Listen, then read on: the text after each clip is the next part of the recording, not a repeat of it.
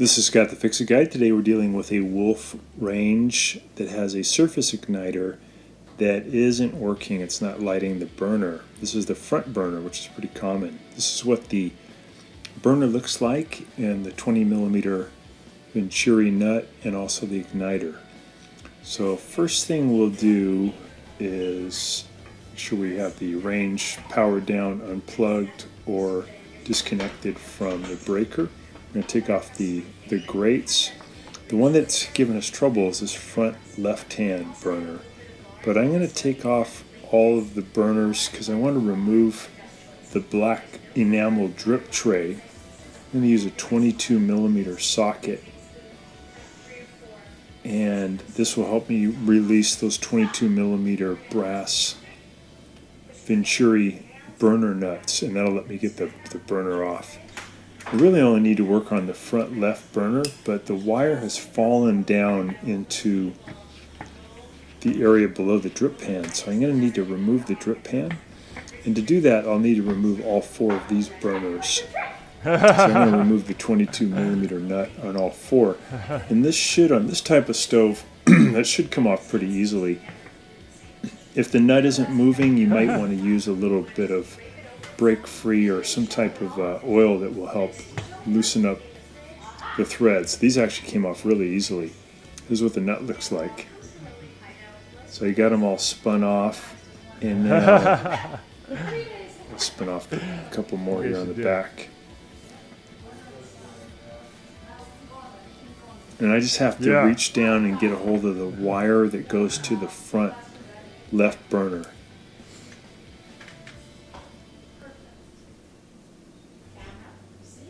So I'm going to pry up. I'm going to pull that burner up, but see the wire is falling down into the drip tray. Yeah, we have two. So we have a 30-year-old daughter and then a 19-year-old son. So we had a big gap. Yeah, he's home for summer vacation, but he's going to head back up to Davis. Just taking a look at the old igniter. That'd be fun. The porcelain had broken really on the good. old igniter underneath the electrodes. Yeah. So the electricity was jumping out Love too soon. So you have to replace this with a new igniter. And I'm going to lift up on the drip tray, just putting something in like a pry bar to help me lift it up. I just got to get it up maybe 2 or 3 inches so I can reach in and grab the wire and push it back up through the drip pan so I can hook it up to the igniter. There's the burner. No, I have to sign up for your clubs. So I see the wire. I'm going to reach in there, just push it up through that hole. There we go. I'm going to get the drip pan pushed back down into position. And then what I'll need to do is get the old igniter off of the burner. And to do that, I have to use just a small standard head screwdriver. And I have to remove this little circlip. We can see it depicted here to the right of the igniter. I've got to reach in there with a standard head screwdriver behind it and kind of pry it out. And then once I get that off, it will release the spring that's holding the igniter in position, and I can slip out the old broken igniter. And then what I'll need to do is put the new igniter in, and then put the new spring back over the igniter. I'll have to compress the spring a little bit with my fingers, and then slip the circlip into the slot on the porcelain igniter. It's about maybe 1/2 inch. So we've got to push the spring way in, compress it, pop in the circlip, and that'll keep the spring in position, and that'll keep the igniter in position. We've got to make sure that circlip sits all the way down flat before I attempt to put the igniter and the burner back into position. Otherwise, it won't fit into the little hole for the igniter in the drip tray. So you have to make sure that circlip is pushed all the way in.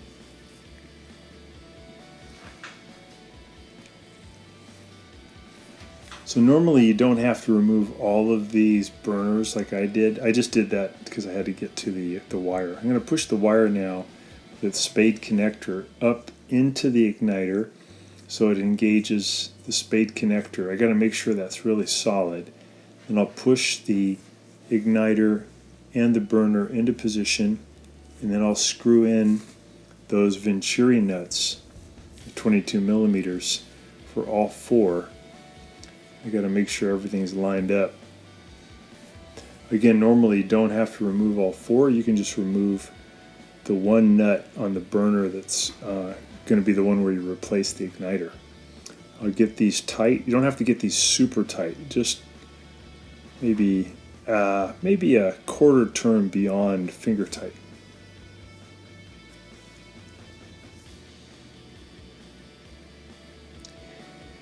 And then you got to make sure that the burner caps sit down nice and flat, otherwise you won't get a good ignition. The reason you want to get these kind of snug is you want them to push down so no gas can escape before it comes out of the middle of that Venturi nut.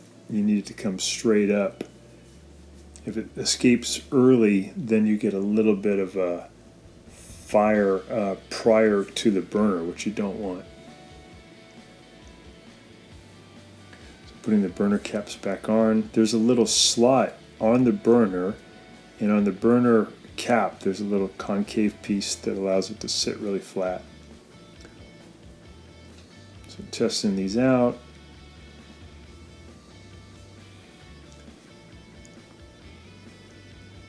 These all look good. One on the front right has a yellowish flame, so that air-fuel mixture is kind of messed up. The other ones have a nice blue flame, which is correct.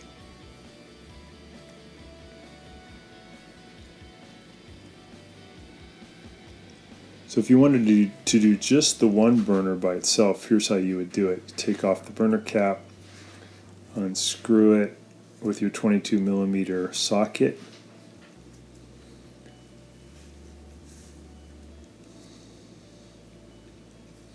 This would be in an instance where the wire has not fallen down into the drip tray. Get your new igniter in position, put your wire back in. Again, make sure this wire really sits in there tight. It's really locked in on the spade connector.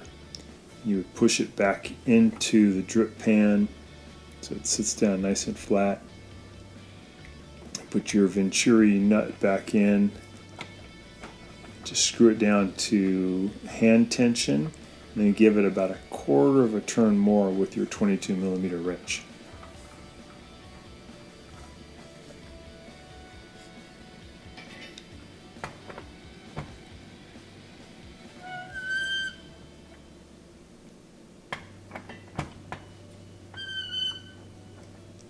There we go.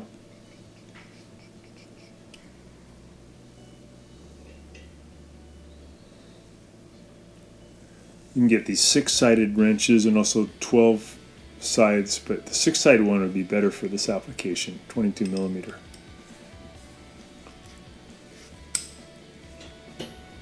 Put the burner cap back on. Just take your time here. Make sure that this sits down flat.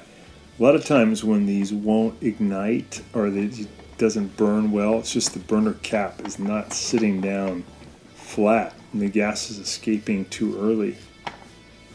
So I want to get it nice and flat.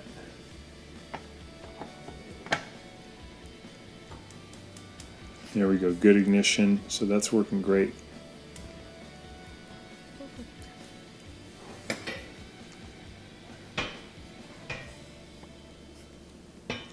Put the burner grate back in position.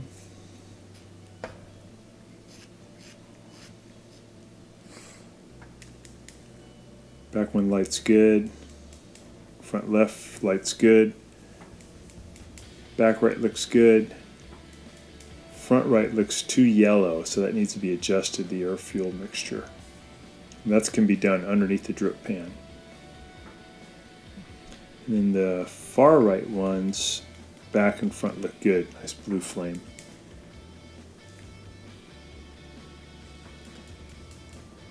So that's how you can replace the igniter on the Wolf range. Here's the part number on the little invoice here if you want to get a new igniter. And it would probably depend on your type of range and model number, but that's the type for this more modern Wolf range. Here's the old igniter. We can see that the electrode's protruding, but the porcelain broke. Pretty common. So thanks so much for watching, and please subscribe when you get a chance.